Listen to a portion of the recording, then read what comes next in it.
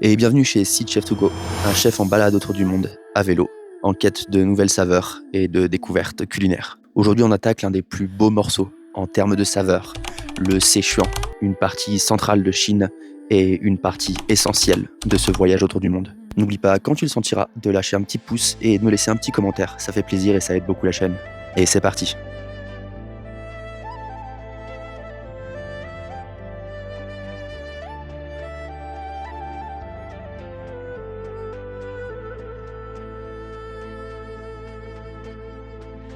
In the dawn where the shadow stands, sound of daisy takes us on this trance, with soft air brushing the morning. Et on reprend ensemble la route de mon tour du monde autour du globe.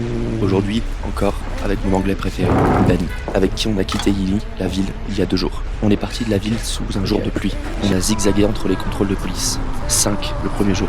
C'est assez simple. À chaque fois qu'on commençait à avoir les jambes chaudes, on s'est fait cueillir par un barrage de police qui nous demandait nos passeports, où est-ce qu'on allait, pourquoi on était là.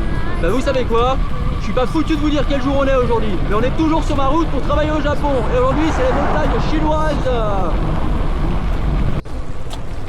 Parfois des contrôles de 45 minutes avec toujours les mêmes questions. C'était un peu fatigant. Mais le soleil nous a retrouvés et on est en route pour la Duku Highway. C'est une route de montagne emblématique qui se trouve dans l'ouest de la Chine, le Xinjiang.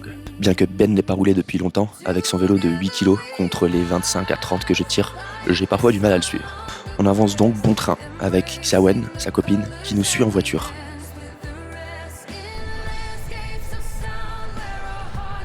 La journée, lui et moi, on mange un petit peu de route. Xiaowen, elle en profite pour aller faire un petit peu de tourisme de son côté en voiture. Et nous, on profite de notre compagnie, du soleil et du décor.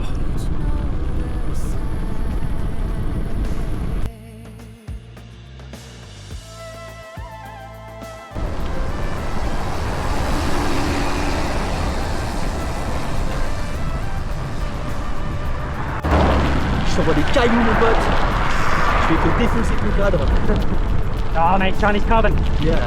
Done that French shite, like taking over French industry. Notre 3e soir, on arrive à Nalat, une petite ville bien remplie de tourisme locaux, qui se trouve au pied des prairies de Nalati. J'y trouve ce magnifique stand de pain et de ses bao grillés au four, une spécialité de l'ouest de la Chine, directement de l'influence de l'Asie centrale. À ce moment-là, j'en mange encore quasiment tous les jours. C'est rempli d'oignons, de viande de mouton, de quelques épices. Un vrai régal et un snack plutôt pratique à avoir dans la poche quand tu es sur la route. Dans ma grande chance, et pour mon plus grand bonheur, Ben est aussi venu charger de fromage et de saucissons d'Auvergne.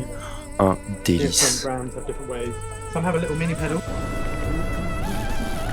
Le lendemain, on attaque le début qui nous mènera à quasiment 4000 mètres d'altitude. Mais qui est ce Ben, vous vous demanderez peut-être. Et je vous en fais sa petite présentation. Ben, c'est ce gars sûr, ce copain, toujours partant. On s'est rencontrés au Maroc en 2018 et depuis, on ne s'est plus quitté. Notre première aventure à vélo s'était faite sur un coup de tête. Un jour, alors qu'on était ensemble à Paris, je lui propose de descendre chez mes grands-parents, à Arcachon, à vélo. À cette époque, il n'avait pas mis le cul sur une selle depuis 10 ans et n'avait même pas de vélo. En 2 semaines, on s'est équipé, préparé et on est parti ensemble. Depuis, j'ai toujours pu compter sur lui pour une petite aventure à 2 roues. Et on est parti pour un petit 32 km de montée.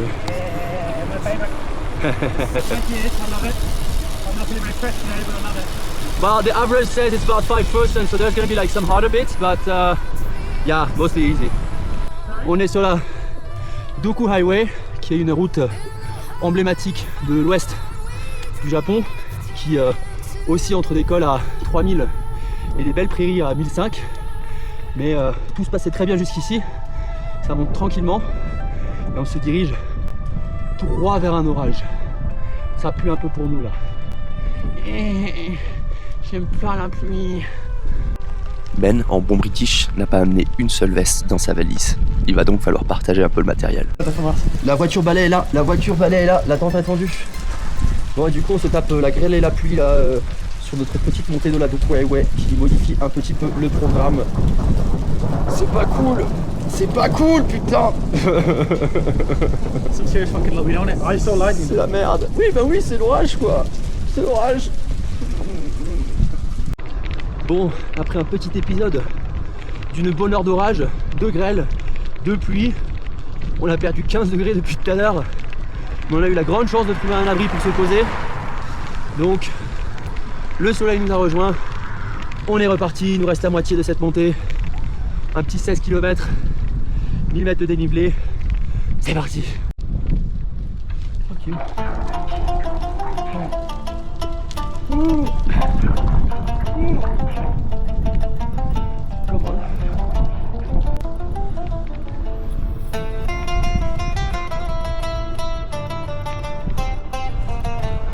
Allez, on va le chercher.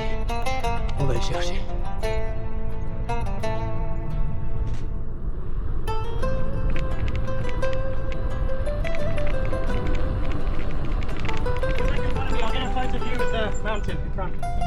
Yeah, buddy.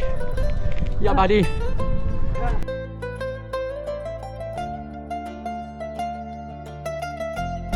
On silence le partage, mais Un petit 3008 oui. avec l'optimisme chinois du coup. Shut up. Optimisme chinois. J'y crois pas. J'y crois pas.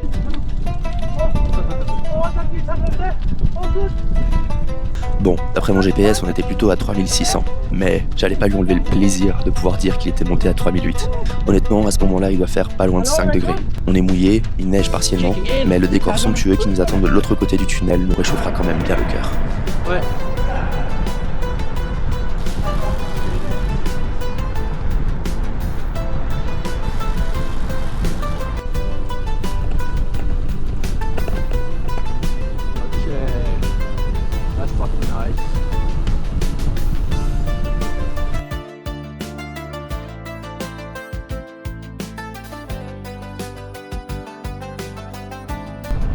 Oh bordel, bon bah c'est super joli. Par contre il caille. Ah aujourd'hui c'est le jeu du 1, 2, 3 pas soleil. Allez, toutes les 4 minutes le temps il change.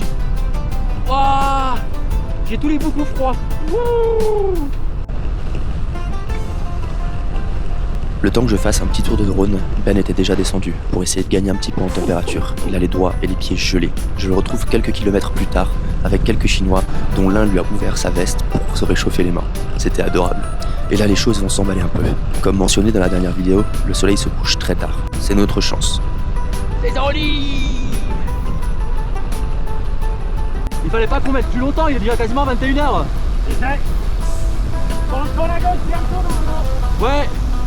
Dans Quelques 4 kilomètres km. plus tard, il fait déjà nuit. On est détrempé et avec l'altitude qui reste, il fait quand même bien froid. Ben est frigorifié, on s'arrête dans une station-service pour manger un bout et attendre que Xiaowen vienne nous sauver. Le lendemain, des glissements de terrain nous empêchent de pouvoir prendre la route de la Duku Highway. Les deux autres accès sont bloqués aux touristes pour raison de bâtiments militaires. On fait demi-tour jusqu'à Yili et décidons de prendre un avion pour rejoindre Chengdu. C'était pas un moment victorieux pour moi, je me serais bien passé de cet avion, mais avec les trains, j'aurais pris 5 jours pour pouvoir rejoindre Ben et Xiaowen. Le temps ensemble nous est compté et Ben a eu l'extrême amabilité de m'inviter. On se dépêche d'envoyer nos montures par un transporteur et on arrivera à Chengdu à 2h du mat. Ben et Xiaowen connaissent déjà la ville. Lui s'adapte immédiatement au style oncle chinois. Ouais, ça y est, 6. Bien que cet avion me reste un peu sur le cœur, je suis content d'arriver dans cette ville, dans laquelle c'est la profusion de nourriture. Je suis bien accompagné. Ben et Xiaowen ont une liste longue comme le bras de restaurants à visiter. Oh, wow, first I see a wealthy dad belly, and I see a little bit of hair back, and then, wow, I think, fuck, I want to see how many.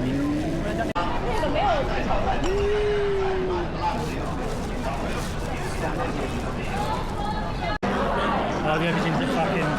It's nice. Quite delicious, yeah. Yeah, great thing. I've never been from a.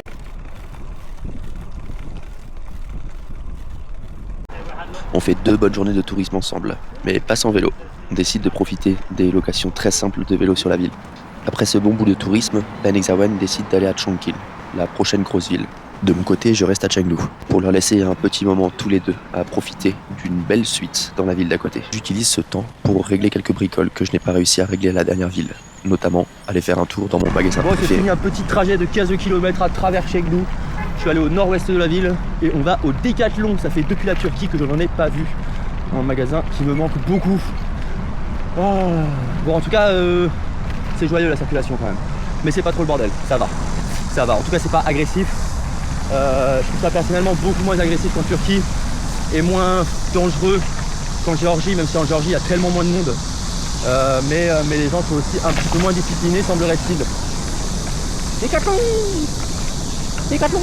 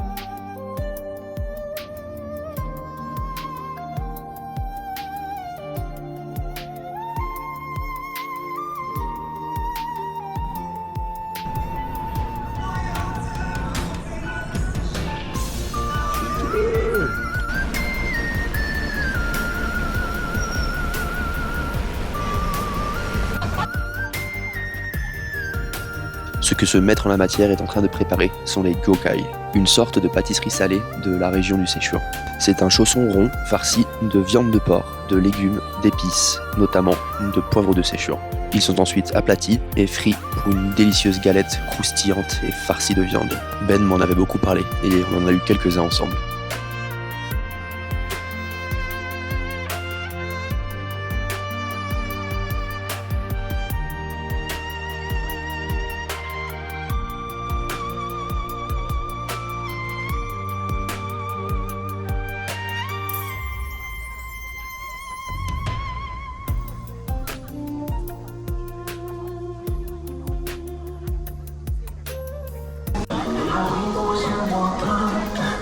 Il est très fréquent de trouver dans la ville des gens qui se réunissent pour danser, pour de la gym. Le ping-pong est aussi un sport très pratiqué à l'extérieur.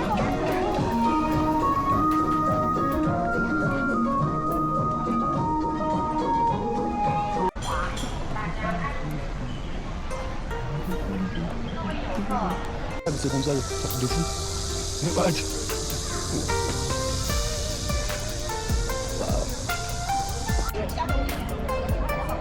Ici, c'est le Tinder à la chinoise. Des fiches de présentation, souvent sans photo et majoritairement de femmes, qui se mettent par ce billet plutôt amusant en quête de leur prochain compagnon.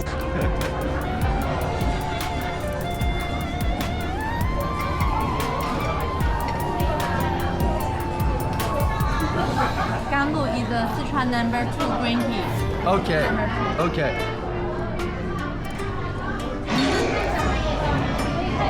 저 이거 호사이거 써준 거다.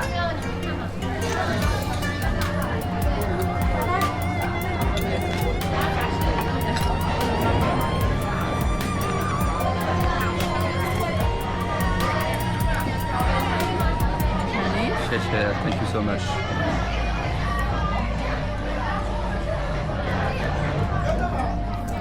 Interesting. Okay.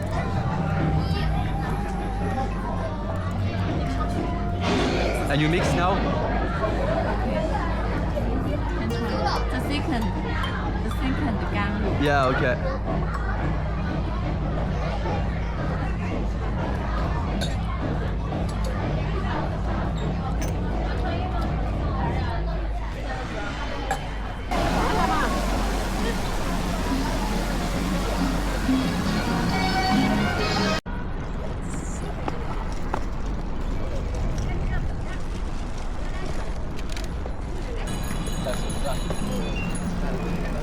Attention. Il marche pas mon klaxon.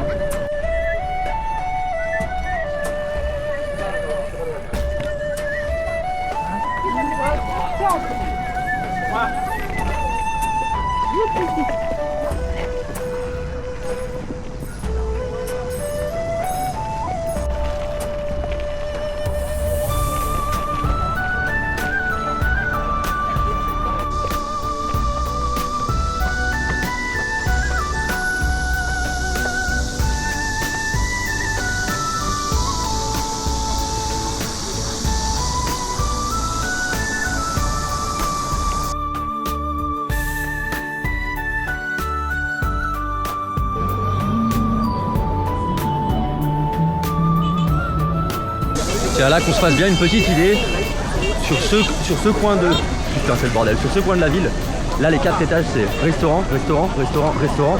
Il y a une cour intérieure qui est remplie de restaurants et c'est comme ça sur tout le quartier là. Quoi que tu fasses, il n'y a que des restaurants, partout, partout, c'est génial. C'est le paradis, j'adore.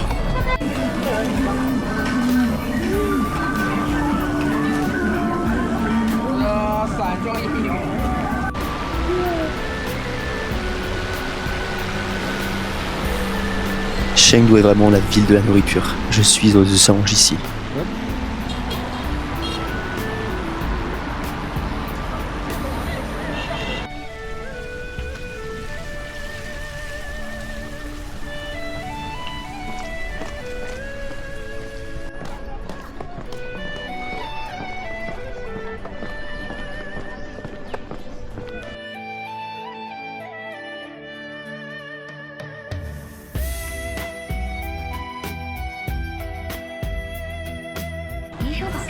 On ne va pas dire que je passe mon temps à manger car les journées sont quand même plutôt longues, mais ça occupe une belle partie de mes journées.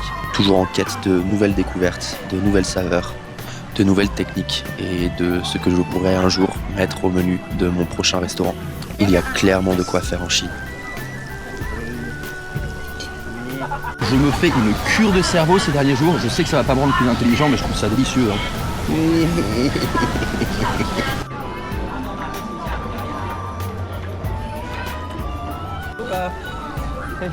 Bye bye.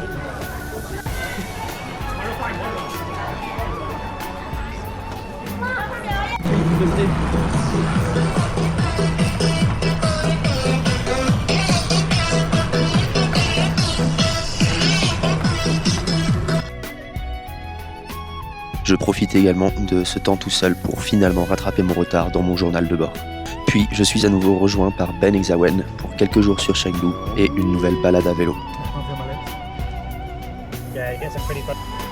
Ces belles découvertes culinaires sont accompagnées de cette petite brasserie locale. Ce shop sera clairement mon coin bière préféré.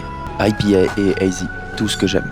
Faut dire que les bières chinoises classiques ne sont pas les meilleures, mais ici, je me fais plaisir. On finit notre dernier soir à Chengdu avec un hot pot. C'est mon tout premier, assez chiant. C'est une profusion de petits délices à tremper dans un bouillon bien chaud.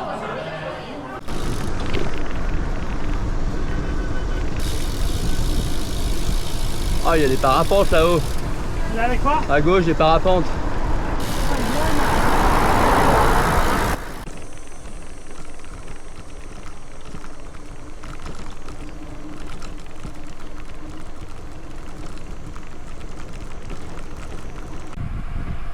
On a repris la route vers le nord en direction de Guanyang, en réussissant à éviter les axes principaux, bien qu'il faut dire que même sur les petites routes, c'est toujours assez roulant en Chine. Le réseau routier ici y est déjà bien développé, mais quand on voit sur une carte la profusion de routes à l'est, c'est un autre monde.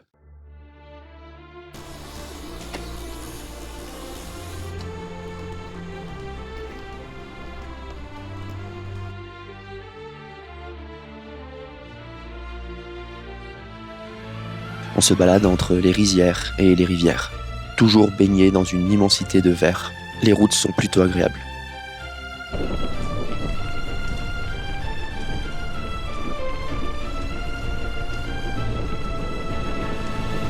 Après 2 jours de route, Ben a un petit coup de mou. Je finis donc tout seul les derniers 80 km pour arriver à la ville et rejoindre mes 2 compagnons.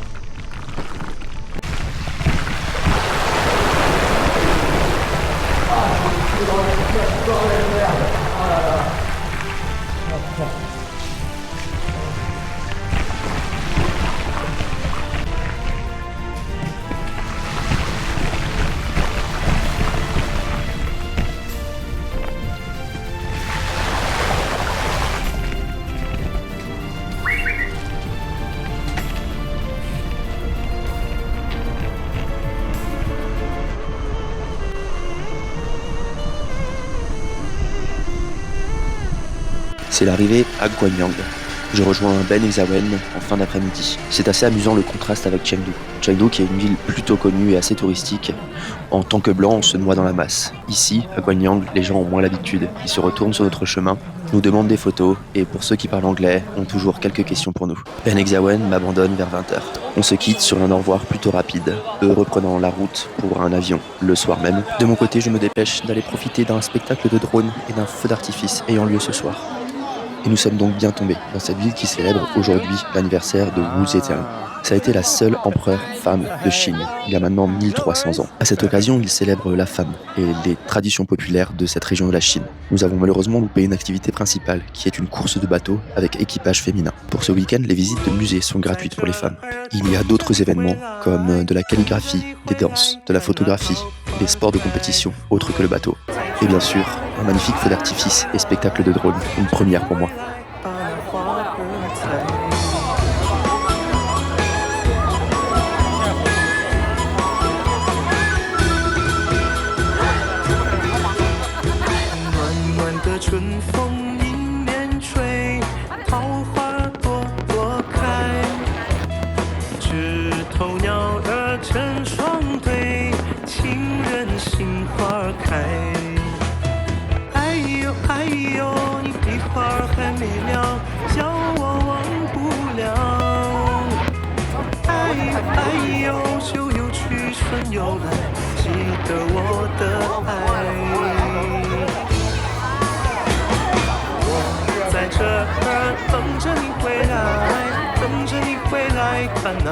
Je passerai encore 48 heures sur la ville, à préparer mon vélo pour reprendre la route et à me balader dans cette ville très peu connue du tourisme et pourtant bien sympathique. Une bonne ambiance et une bonne énergie pour également digérer le départ de Ben Exawen dont j'ai bien profité pendant 2 semaines.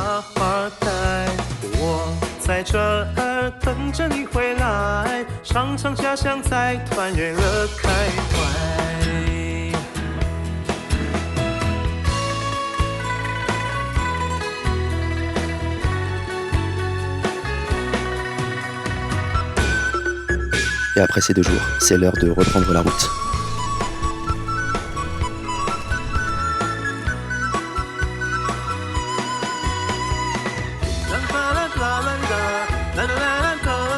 Bon, on a recueilli une petite passagère temporaire. Cette petite bête que vous voyez peut-être, si l'angle est bon, que j'ai trouvée au milieu d'une route. Je me suis dit que ça aurait été bien de la faire se décaler, donc j'ai fait demi-tour. J'ai fait en sorte qu'elle se décale, sauf que j'ai vu quand elle a marché qu'elle avait les pattes arrière de cassées, ce qui expliquait probablement sa présence au milieu d'une route paumée comme ça. Donc après l'avoir donné un petit peu de beef jerky qu'elle a mangé, j'ai essayé une première fois de la mettre dans le panier. On n'a même pas démarré qu'elle était déjà en train d'essayer de sauter. J'ai attendu une trentaine de minutes pour s'acclimate un petit peu. Je l'ai remise dans le panier, on a fait 2-3 km. Ensuite elle a essayé de sauter. Et là, je crois que ça fait 5 km qu'on roule. Elle a du mal quand il y a des trous sur la route parce que ça doit lui faire mal aux pattes arrière. Mais sinon, ça va. Elle s'est calmée. Donc là, je l'amène à un vétérinaire qui est à une trentaine de kilomètres en espérant qu'il s'occupe d'elle, quoi. Voilà. Petite passagère éphémère.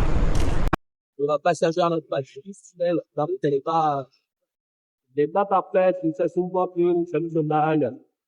La petite bête, c'est à 5 km/h.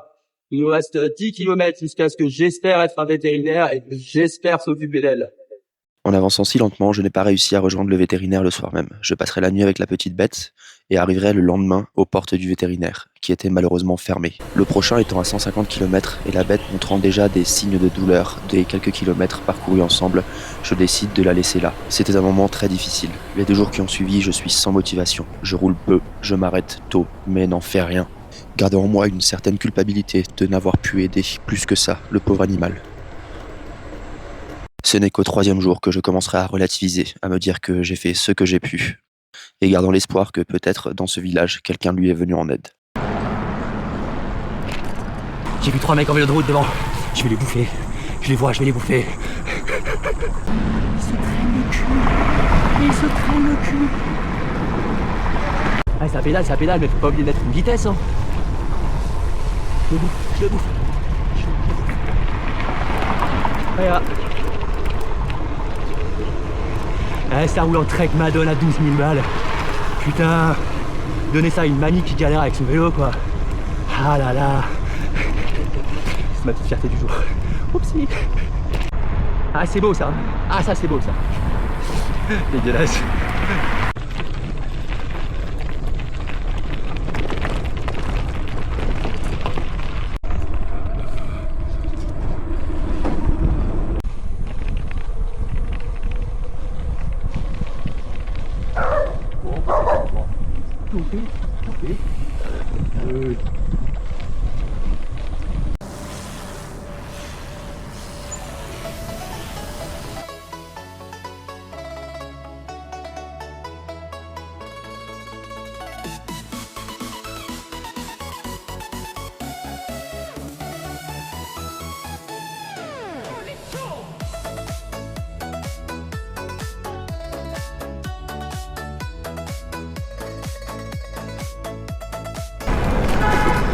Eh ben tu vois, autant à Chengdu le trafic ça va, 10 millions, là on est dans une ville d'un petit million à côté, un peu moins peut-être, c'est le bordel le plus complet. Là du coup je suis partout, c'est relou. Et il est 15h30 quoi, c'est pas la débauche, c'est juste le bordel.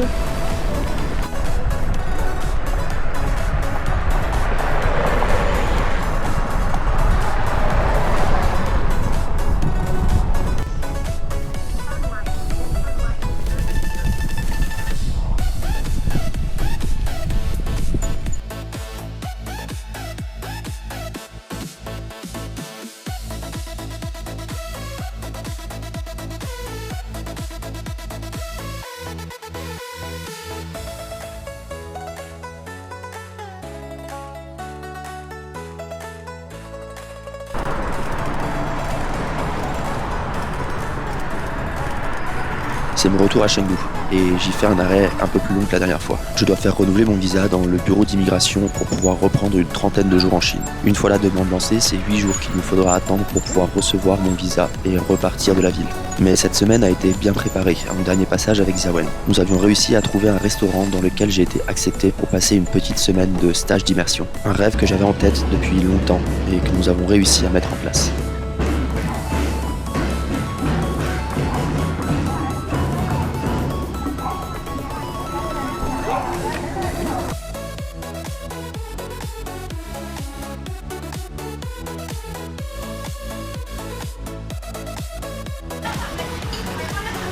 Et là, je me suis retrouvé par hasard dans un hot pot, tout seul. C'était un repas assez conséquent, dont j'avais l'habitude de profiter quand je n'étais pas seul. Mais attiré par des odeurs d'épices, je me suis retrouvé là. Le fait qu'elle le prépare devant moi a rendu cette expérience tout de suite beaucoup plus intéressante, même tout seul. Et je me suis régalé, même si, on va pas se le cacher, ça a arraché un peu la gueule.